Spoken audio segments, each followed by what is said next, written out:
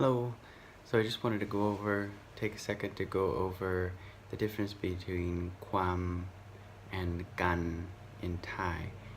They have a subtle difference in how they're used, and hopefully this video will make a little bit of sense as to how they're different. So first of all, let's start off with the word kwam.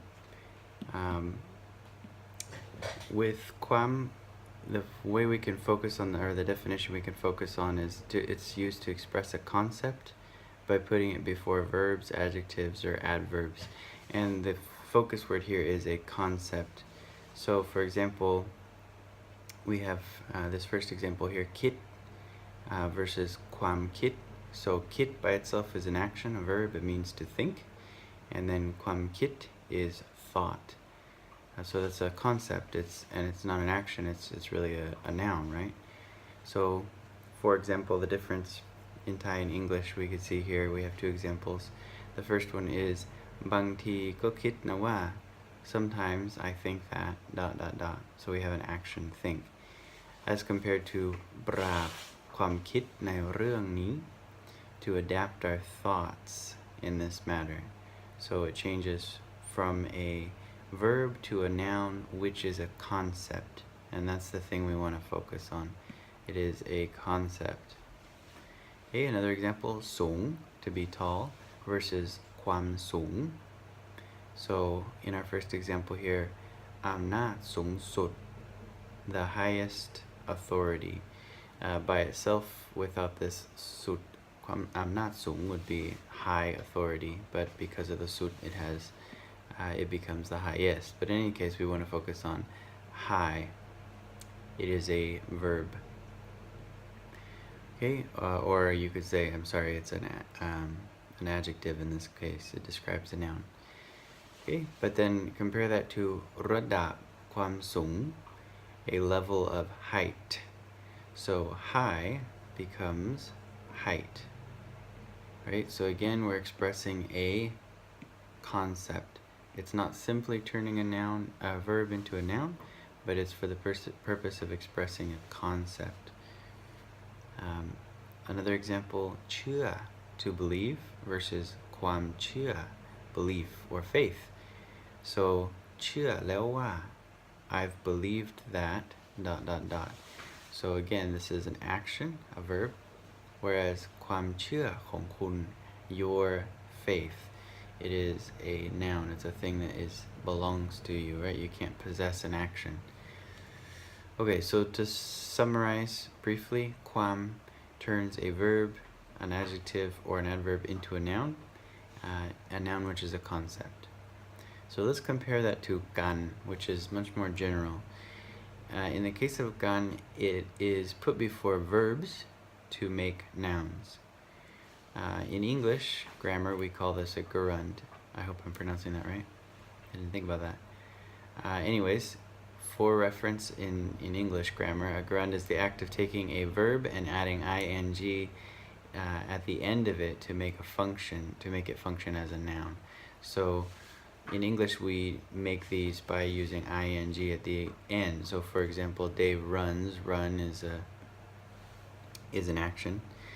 Whereas in this sentence, I've never liked running. Liked is the verb that refers to what has become a noun, running. Now, you can possess a noun, but you can't possess a verb, right? So it's changed form. You can't have runs. Well, that's a different story altogether, but you can't have the act of running. Okay, so again, to summarize, gan simply makes a verb into a noun. We'll have some examples here.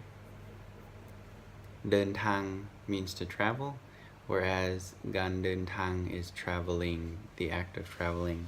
Okay, so เดินทางไกล, to travel far, whereas การเดินทางโดยรถไฟ, traveling by train. Okay, การศึกษา ศึกษา to study, the act of studying, versus การศึกษา is studying. Okay, so จบ การศึกษา to finish studying, whereas เข้าใจเรื่องที่ศึกษา is understand the matter that we study. Just to make a note, this is not like this is not the same as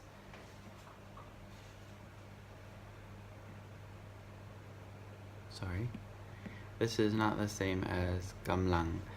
Sorry for my poor handwriting there, but which means a continuous action. It's not the same as that. Gamlang can also be translated to ing, but that's a different story altogether. It still is a verb, like I'm going to the store. Going in this case is just represents a continuous action of the word go. So you may see sometimes gamlang, or you may be thinking, no, gamlang is also pronounced ing, or it becomes ing in English, but that's a different concept altogether. This is to take a verb, turn it into a noun. We use gan.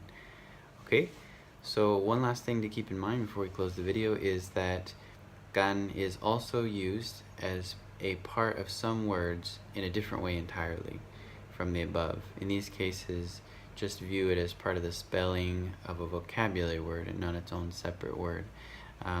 So we could say, for example, Gokai Rohan Moma Gokai Sara'a Rorua Kamagan means like a committee. And in this case, gan has nothing to do with what we talked about. It's just its own, it's just part of a single vocabulary word. So you'll recognize it, you'll see it in some places, you just need to be able to separate that out. Okay, so that's a summary of the difference between kwam and gan, and I hope it helps. I'll see you in the next video. If you have any questions, leave it in the comment section.